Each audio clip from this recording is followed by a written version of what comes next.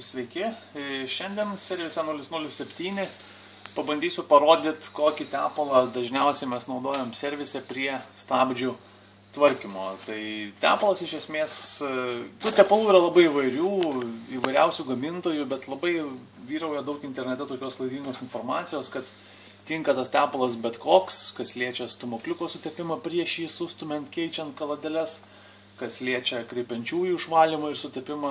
Liaudė dažnai visi mėgsta naudoti įvairiausius ten guolinius tepalus, kažkokius ten, visiškai netam skirtus tepalus, kurie aišku natūraliai nuo temperatūrų, nuo amžiaus sukietėja, sutirštėja, arba kitaip sąveikauja su stabdžių skysčiu arba kažkokiam guminiam detalėm, ko pasiekoje atsiranda vienokios arba kitokios mūsų puslapį tikrai jau plačiai aprašytos ir aprodytos stabdžių problemos.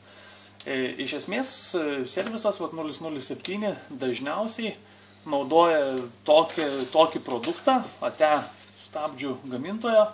Tai yra silikoniniu pagrindu skirtas tepalas, jis yra gelsvas, labai geras ir tinkamas praktiškai viskam, kas liečia stabdžių suportų remontą, restauravimą ir kaladėlių keitimą.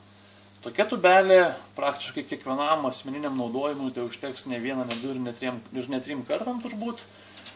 Galima tepti ir kažkokias kitas dalis, kur reikalingas geras tepimas ir kad tas tepalas būtų šiek tiek tirštesnis.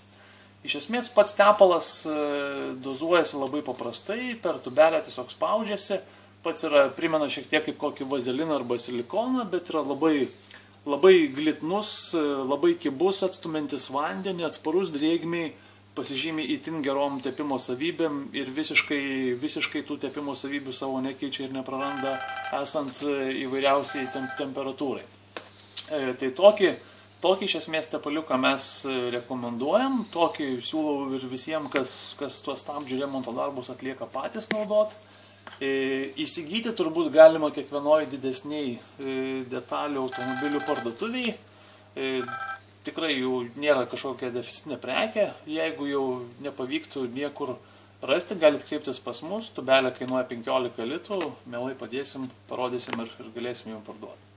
Tai tiek, o plačiau apie stabdžių remontą skaitykite serviso puslapį arba Facebooko mūsų portale. Tai tiek, dėkui už dėmesį.